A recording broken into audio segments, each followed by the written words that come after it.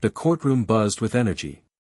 Cameras rolled, reporters scribbled, and political watchers across the nation tuned in live as the high-profile hearing began.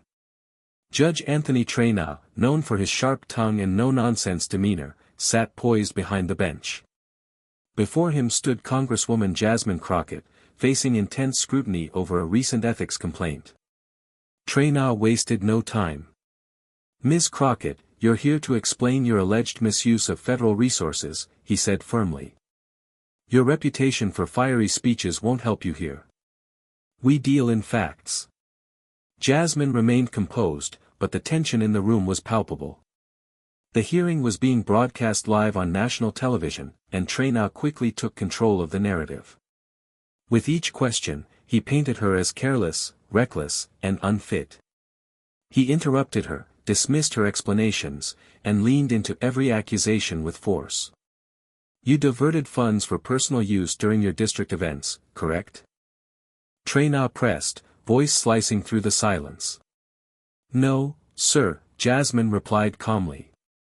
"That's a mischaracterization of, answer the question directly." Even her allies in the room looked worried. For the first time in a while, it seemed like Jasmine Crockett might be cornered. But Jasmine wasn't finished. Not even close. What Trenga didn't know was that she came prepared, with something that would flip the entire hearing upside down. Trenga leaned back in his chair, confident. "Let's be clear, Ms. Crockett. This court doesn't tolerate deflection. You've built a brand on bold rhetoric, that won't work here."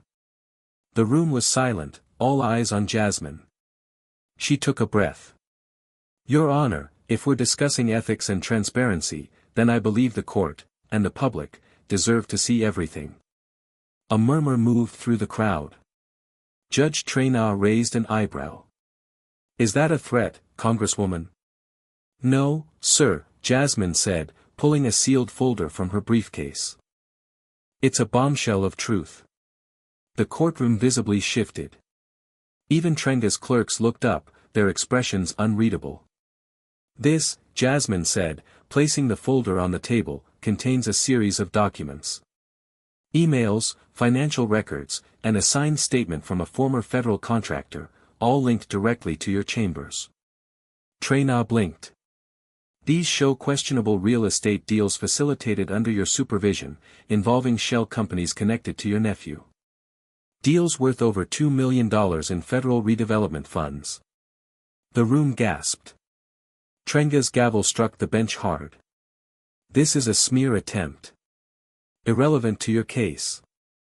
"With all due respect," Jasmine replied, her tone razor-sharp, "if you're going to question my ethics, let's put everything on the table."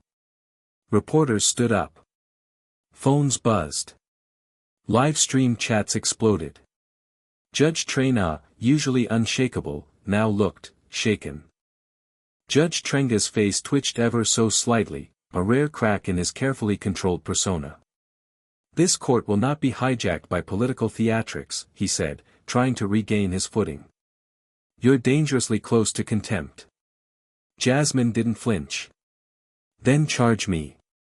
But you'll have to do it while this evidence is being submitted into the public record." Her attorney, seated behind her, quietly slid the folder toward the clerk's desk. The judge's assistant hesitated but, under protocol, accepted the documents. Cameras zoomed in. The courtroom, once Trenga's domain, was now under Jasmine's command. "I came here ready to be questioned," she continued, locking eyes with him, "but I wasn't going to let this proceed under the illusion that you're some impartial watchdog. The truth is, Your Honor, you've got dirt on your hands, and I'm done playing defense." A quiet "whoa" could be heard from the press row. Trenga leaned forward, visibly unsettled. "You are accusing a federal judge of corruption, on live television." "No," Jasmine said. "I'm presenting facts. What the world chooses to call it, that's on them." The silence that followed was deafening. The gavel didn't slam this time. For a long moment, Judge Trenga said nothing. His hands, once firm on the bench, now gripped the edges. His voice, when it finally returned, was lower, colder. We will recess for 15 minutes, he muttered, eyes no longer meeting Jasmine's. Court is adjourned until then. The gavel came down with a weak thud. As Trenga stood and turned toward his chambers, cameras caught something rare: hesitation. Maybe even fear. Jasmine didn't move. She sat, calm, composed, and powerful, not because she had won, but because she had exposed something bigger than herself. Her team surrounded her as the courtroom erupted in whispered chaos. Reporters rushed to file instant headlines. Some were already calling it the turning point of the year. One journalist whispered to another, that wasn't just a defense, she just flipped the trial on its head. Meanwhile, behind the heavy chamber doors, Judge Trenga was on the phone, his voice tense. No. She brought the emails. All of them. How the hell did she get them? His face had lost color. His hand shook slightly as he poured water from a carafe, but barely touched it. Outside, Jasmine leaned to her aide. They always think I won't fight back. Until I do. 15 minutes turned into 30. When Judge Trenga finally returned to the bench, his posture had shifted. Gone was the dominating presence that had opened the hearing. In its place stood a man trying to calculate his next move with the whole world watching. He cleared his throat. This hearing will resume, but let the record reflect that certain documents have been submitted that may require external investigation. Gasps again. He didn't deny them. Jasmine watched him carefully. So, the evidence is being acknowledged? He paused. Pending verification, yes. A reporter's phone lit up in the gallery, breaking: Judge Trenga may face federal ethics probe after Crockett's bombshell. Trenga tried to continue questioning her, but his rhythm was gone. Every line of attack now felt forced. Every accusation weak. Jasmine countered each point with composure and precision, like someone who'd prepared for this exact storm. The hearing was no longer about her alleged misconduct. It had evolved into something bigger, the exposure of a double standard, of power unchecked. I'm not the one who should be defending my integrity today, Jasmine said, her voice rising just enough to carry. The gallery fell completely silent. Judge Trenga blinked hard, his jaw tightening. But there was no comeback. Not anymore. The tension crackled as the hearing drew toward its climax. Judge Trenga attempted one final volley, probing Jasmine's motivations as if that could deflect the mounting pressure. But his words fell flat. Jasmine leaned forward, voice steady but charged with conviction. Your Honor, this isn't about politics. It's about accountability. If we expect public servants to uphold the law, then every one of us must answer for our actions. She glanced at the gallery, where spectators hung on her every word. Today, the court saw two sides of justice, one wielded as a weapon, and the other seeking genuine truth. A hush settled. Trenga's gavel hovered midair, his authority eclipsed by the revelations she'd laid bare. Considering the severity of these documents, he finally said, voice wavering, this court is compelled to refer the matter to the Judicial Conduct Committee. An audible gasp rippled through the room. Jasmine's eyes narrowed thoughtfully. She had struck the decisive blow. Trenga stared at her, no words left. The man who began the day assured and commanding was now a figure besieged by his own transgressions. Jasmine gathered her notes, standing tall. Cameras flashed. Reporters whispered that she hadn't just defended herself, she'd toppled a pillar of the very system she vowed to protect. As she exited the courtroom, her aide by her side, Jasmine offered one last look over her shoulder, a silent promise that no one is above scrutiny. Outside the courthouse, a storm of reporters surged toward Jasmine as she stepped into the sunlight. Microphones and questions flooded in from every direction. Congresswoman Crockett, did you know this would happen? Do you believe Judge Trenga should resign? Are you planning to file a countersuit? She raised a hand calmly, commanding silence without a word. Then she spoke, not to defend herself, but to define the moment. I came here prepared to face false accusations. But what we all witnessed was bigger than me. This wasn't just about one hearing. It was about a system that punishes those who challenge power, until the truth breaks through. The crowd was silent. Then came a swell of cheers from supporters standing beyond the police line. Back inside, Trenga sat alone in his chambers. The silence was suffocating. A printout of the emails sat on his desk. The signature on one of them, his own, seemed to stare back at him like a ghost. His phone buzzed again. This time, it wasn't a colleague. It was the Office of Judicial Ethics. His voice cracked as he answered. Yes. I understand. Meanwhile, Jasmine's team walked her toward the black SUV waiting by the curb. You didn't just survive, her aide said quietly. You buried him. Jasmine looked ahead, expression fierce but composed. I didn't bury him. I exposed him. He did the rest himself. By the next morning, the headlines were everywhere. Judge Trenga under federal review after explosive hearing, Crockett turns the tables, legal world stunned, from target to truth teller, Jasmine Crockett's boldest move yet, cable news ran wall-to-wall coverage. Clips of her revealing the evidence looped on every channel. Analysts, once skeptical, now praised her strategy as masterful, both legally and politically. She walked into a trap and dismantled it, one legal expert declared on air. That wasn't just defense. It was a takedown. Meanwhile, the Judicial Conduct Committee confirmed they had received the files and opened a formal ethics inquiry into Judge Trenga. Public confidence in his rulings was already eroding. But not everyone was celebrating. A senior senator, once an ally of Trenga, warned during a press conference, if we allow courtroom drama to dictate public opinion, we risk politicizing the judiciary.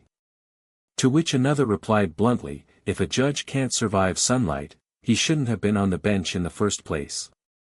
Jasmine, for her part, remained quiet that day. No social media posts. No press conferences.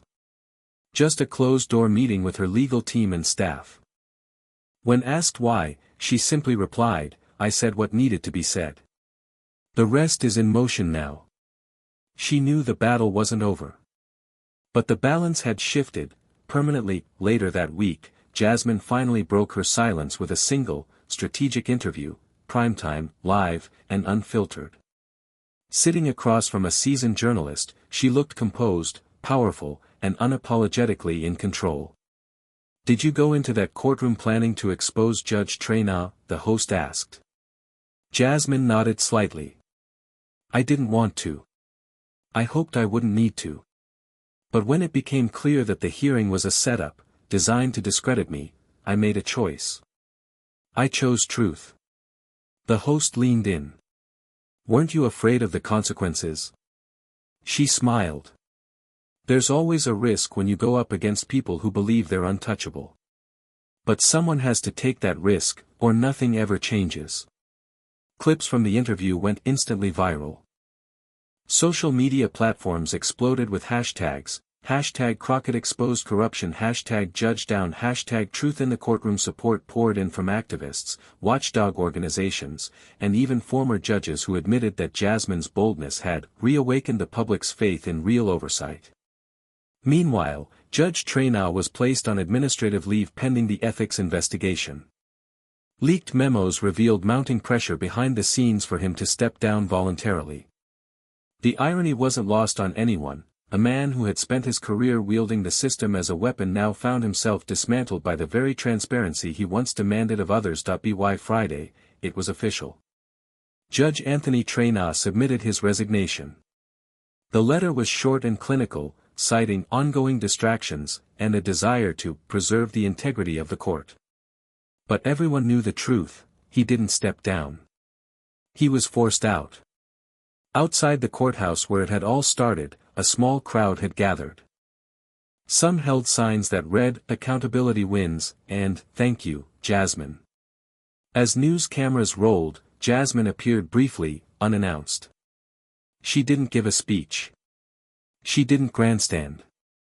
She simply placed one hand on the courthouse steps, looked at the building that tried to silence her, and walked away. Back in her office, her team erupted with cheers. But Jasmine, ever focused, stayed calm. "This was never about just me," she said. "It's about the message. That no matter how high you sit, the truth still matters." An aide stepped in. "We just got the numbers. Your approval rating is up 10 points. Jasmine raised an eyebrow. "Then let's make those points count." Within hours, the story had already become legend, a lesson in resilience, courage, and turning defense into power. Students would study it. Politicians would fear it. And Jasmine Crockett?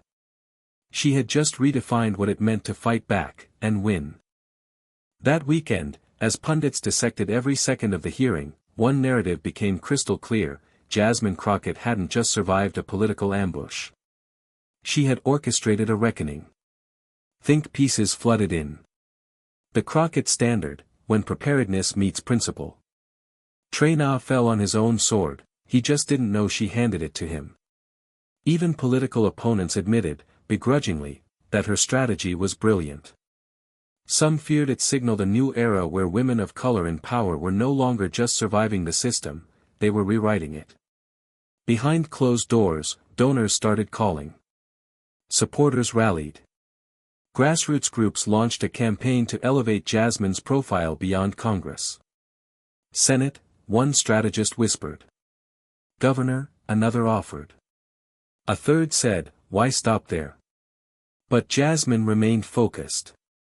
She turned her attention to proposing legislation on judicial oversight, drafting the very reforms she once begged others to take seriously. "You've got momentum," her chief of staff told her. "I've got a mission," she replied. Elsewhere, Judge Trenga avoided cameras.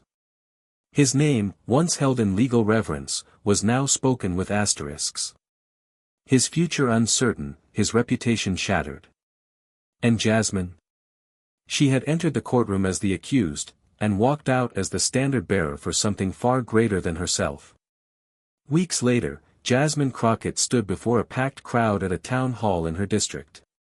There were no cameras this time. No lights.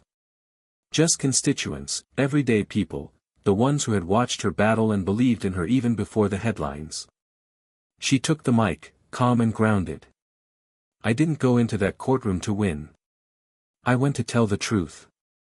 I stood up not just for myself, but for every person who's ever been told to stay quiet, to back down, to know their place." The room erupted in applause. "That courtroom was supposed to break me," she said. "Instead, it reminded me who I fight for." She left the stage to a standing ovation, not just as a congresswoman, but as a symbol of what courage in public service looks like. Back in Washington, legislation she drafted on judicial accountability was gaining bipartisan traction. The press called it the Crockett Clause. Even those who once doubted her were now co-signing her reforms. Judge Trenga's name faded from the news cycles, his legacy reduced to a cautionary tale in law schools and government ethics seminars. But Jasmine Crockett's story? It was only beginning. Not just the story of a political survival, but a transformation. A movement. A message: you can't silence the truth when it walks in fully prepared, fully informed, and unafraid.